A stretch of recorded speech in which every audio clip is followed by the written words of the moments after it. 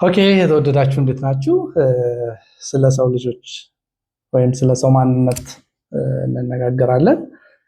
ይህ ነገር ድነትን አንደርስታንድ ለማድረግ በጣም ኢምፖርታንት ነው። ምክንያቱም የተለያዩ አመለካከቶች አሉ፣ የተለያዩ ስብከቶች አሉ። ሰውን ቶታሊ እንትን የሚያደርጉ ማለት ነው፣ ለጥፋት የሚያዘጋጁ። ለምሳሌ ሰው መንፈስ ነው የሚሏቸው ሰዎች አሉ። ሰው ስጋ ነፍስና መንፈስ ነው የሚሏቸው አሉ።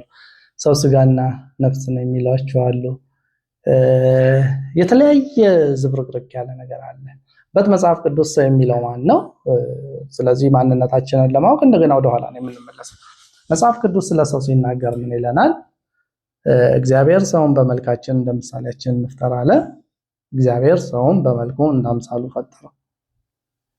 ስለዚህ ሰው ምንድነው? በእግዚአብሔር መልክና አምሳል የተፈጠረ ፍጡር። እንዴት እንደተሰራ ሲነግረን ወይም እንዴት እንደተፈጠረ ሲነግረን እግዚአብሔር ከምድር ጭቃን አበካ፣ ከዛ በኋላ የህይወት እስትንፋስ ነፍ አለበት፣ ሰውም ሕያው ነፍስ ሆነ። እችን ነገር አስምሩልኝ። መጽሐፍ ቅዱስ ስለ ሰው ልጅ ሲነግረን ሰውን ሕያው ነፍስ አደረገው ወይም ሕያው ነፍስ ሆነ ብሎ ነው የሚናገረው። እዚህ ላይ ጥርት ያለ አመለካከት ሊኖርልን ይገባል። አይኖ ሰው ነፍስ ስጋና መንፈስ ነው ብትሉ ምንም እግዚአብሔር አይከፋውም። ሶስትዮሽ የሚባለው ማለት ነው። ሰው ነፍስና እንትን ነው ብትሉም ችግር የለውም አለስ እንትን እስካልሳታችሁ ድረስ ወይም ደግሞ ሰውን ስጋ ብቻ ነው ምናምን ብትሉ it doesn't matter but እግዚአብሔር ቃል የሚለው ምንድነው? ሰው ሕያው ነፍስ ሆነ ነው።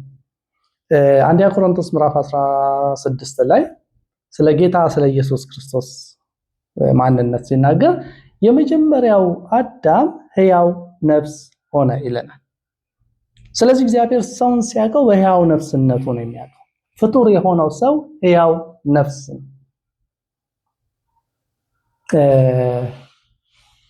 እዚህ ላይ ክሊር የሆነ አመለካከት ሊኖር ይገባል። ሰው ሕያው ነፍስ ሆነ ተብሎ ነው የተጻፈው። የተወደዳችሁ ይሄ ማለት ነው እግዚአብሔር እፍ ሲልበት ሰው ሕያው ነፍስ ነው የሆነው። ይሄ ሕያው ነፍስ አእምሮ አለው ወይም በተለምዶ ነፍስ የሚባለው መንፈስ አለው፣ ነፍስ አለው።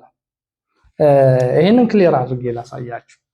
ሰዎች ከእነዚህ የያዕቆብ ቤተሰቦች ሰባዎቹ ከእስራኤል ተነስተው ወደ እንትን ሲገቡ ወደ ግብጽ ሲገቡ 70 ነፍሳት ነበሩ የሚለን። ስለዚህ እግዚአብሔር ስለ ሰው ልጅ ሲያወራ ነፍስ ብሎ ነው ያወራው። ምናልባት ይሄ ነገር በብሉይ ኪዳን ብቻ ይሆን? እስቲ አዲስ ኪዳን ላይ እንምጣ። ኢየሱስ ሐዋርያትን ያላቸው ምንድነው? ነፍሳትን አጥማጅ አድርጋቸዋለሁ ነው ያላቸው። ሰዎች ነፍሳትን የሚያጠምዱ ናቸው። እነዚህ ነፍሳት የተባሉት የሰው ሁለንተና ነው፣ የሰው ማንነት ነው። ነፍሳትን ታጠምዳላችሁ አላቸው። ኦኬ እሺ፣ ይሄ ኢየሱስ ክርስቶስ ነው አይደል? እንደገና ደግሞ ሲናገር ምን አለ መሰላችሁ? ምግብ ለነፍስ ነው አለ፣ ልብስ ለሰውነት ነው አለ።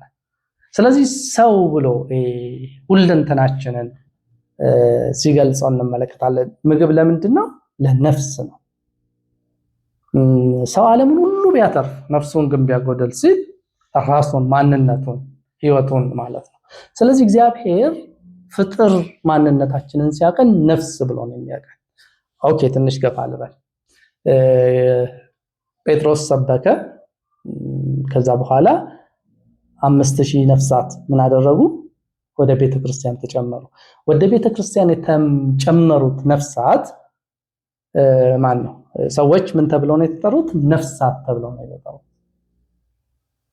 ኦኬ ሌላም ልጨምርላችሁ። ለምን መስላችሁ? በጣም ጥቅስ ያበዛሁት ይሄ በጣም ክሊር መሆን ስላለበት ነው። ጴጥሮስ ሲናገር 8 ነፍሳት የዳኑበት መርከብ ሲዘጋጅ አለ። የዳኑት ሰዎች ምን ተብለው ነው የተጠሩት? ነፍሳት ተብለው ነው የተጠሩት፣ ወይም ነፍስ ተብለው ነው የተጠሩት። ስለዚህ ስለ ሰው ስናወራ ስለ ነፍስ ነው የምናወራው፣ ስለ ነፍስ ነው የምናወራው። ሰው ሕያው ነፍስ ሆነ። ሲሞት ምን ሆነ? የሞተ ሰው ወይም ነፍስ ሆነ እንላለን ማለት ነው። ሰው ስፒሪቹዋል ማንነት አለው። ከዛ በኋላ ስጋዊ ማንነት አለው፣ ወይም ደግሞ ቁሳዊ ማንነት አለው። ቁሳዊ ማንነቱ ይሄ ሕያው ነፍስ ማለት ነው። ከምድራዊ ነገር ጋር መስተጋብር ይኖራል። ይበላል፣ ይጠጣል፣ ይለብሳል። ምግብ ለነፍስ ነው አላለም? በስጋዊ ማንነቱ ደግሞ ከቁሳዊ ዓለም ጋር መስተጋብር ይኖራል። ልክ በተመሳሳይ ከመንፈሳዊ ዓለም ጋር የእግዚአብሔርን መንፈስ ኮሚኒኬት እንዲያደርግበት መንፈሳዊ ማንነትም አለ።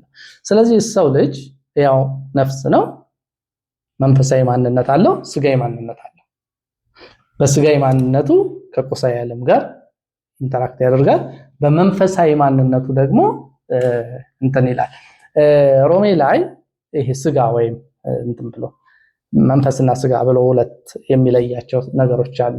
መንፈስ በስጋ ላይ ይነሳል፣ ስጋም በመንፈስ ላይ ይነሳል። ሁለት እርስ በርሳቸው ምን ያደርጋሉ? ይቃወማሉ ካለ በኋላ የማን ልትሆኑ እንደምትችሉ አታውቁም። ሰው በመንፈስ የሚመሩ ሰዎች ምንድናቸው? እነሱ የእግዚአብሔር ልጆች ናቸው። የእግዚአብሔር ልጅነታችን መገለጫ ምንድነው? በመንፈስ መመራታችን። ይሄ ነፍሳችን፣ ማንነታችን፣ እኔነታችን ሊመራ የሚገባው በመንፈስ ነው። እግዚአብሔር በሰጠን በመንፈሳዊ ማንነታችን ከተመራን የማን ልጆች ነን? የእግዚአብሔር ልጆች እንሆናለን። ካለበለዚያስ በስጋ የሚመሩ ደግሞ እነሱ የማን ልጆች ናቸው?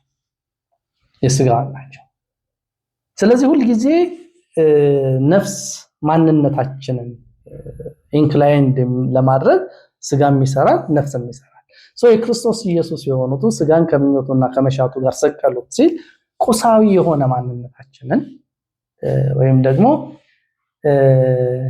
ምድራዊ የሆነ ማንነታችንን ኢንተረስቶቻችንን ከክርስቶስ ኢየሱስ ጋር ማስወገድ ወይም በእግዚአብሔር ቃል መግራት በእምነት በመስቀል መጠረቅን የሚያሳየን ስጋይን በጥርሴ ይዤ ምናምን እያለ ጳውሎስ ያው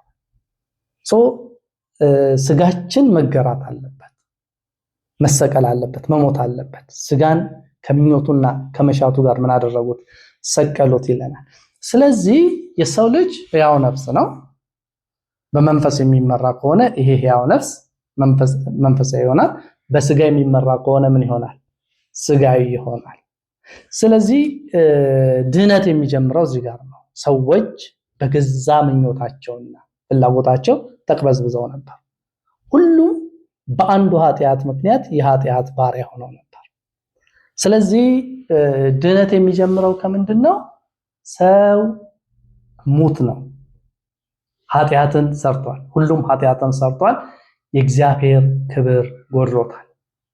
የእግዚአብሔርን ክብር ያጣ ሰው፣ በመንፈሱ ሙት የነበረ ሰው፣ መንፈሳዊ ማንነቱ አክቲቭ ያልነበረ ሰው ጋር ነው ደህንነት የሚጀምረው።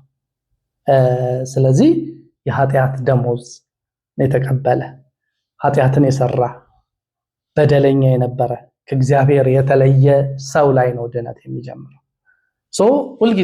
ሁልጊዜ ወንጌልን ስንናገር የምስራችን የምንለው ምንድነው? የሞተው ማንነታችን ምን ሊል ነው? አዌክ ሊሆን ነው። ዲአክቲቭ የነበረው ስፒሪታችን ምን ሊሆን ነው? አክቲቭ። እግዚአብሔርን አይታዘዝ የነበረው እንደሚጠፋ እንስሳ የነበረው ማንነታችን ለእግዚአብሔር ፕላንና ለተፈጠርንበት ዓላማ ምን ሊሆን ነው? አክቲቭ ሊሆን ነው። ስለዚህ ደህንነት የሚጀምረው ምንድነው? በሸክም ነው፣ በሞት ነው።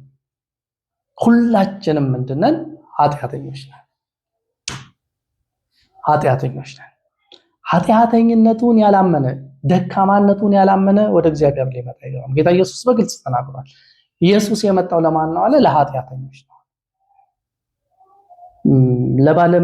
ባለመድኃኒት የሚያስፈልገው ለማን ነው? ለበሽተኞች አይደል እንዴ? ስለዚህ ጌታ ኢየሱስ ክርስቶስ ወደ ህይወታችን እንዲመጣ ከፈለግን የመጀመሪያው ማወቅ ያለብን ምንድነው? ኃጢአተኛ ነኝ፣ በደለኛ ነኝ፣ ከእግዚአብሔር ተለይቻለሁ የሚል ነው። ደህንነት እዚህ ጋር ይጀምራል። በወንጌል አላፍርም ይላል። አስቀድሞ ለአይሁዳዊ ደግሞ ለግሪክ ሰው ለሚያምን ሁሉ የእግዚአብሔር ኃይል ለማዳን ነውና ብሎ ይጀምራል። እግዚአብሔር ኃይሉን ሰጥቶናል።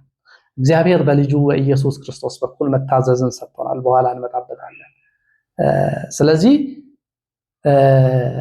ደህንነት መታዘዝ ላቃተን፣ ለተቅበዘበዝን፣ ለጠፋን ሰዎች ከእግዚአብሔር የተሰጠ ስጦታ ነው።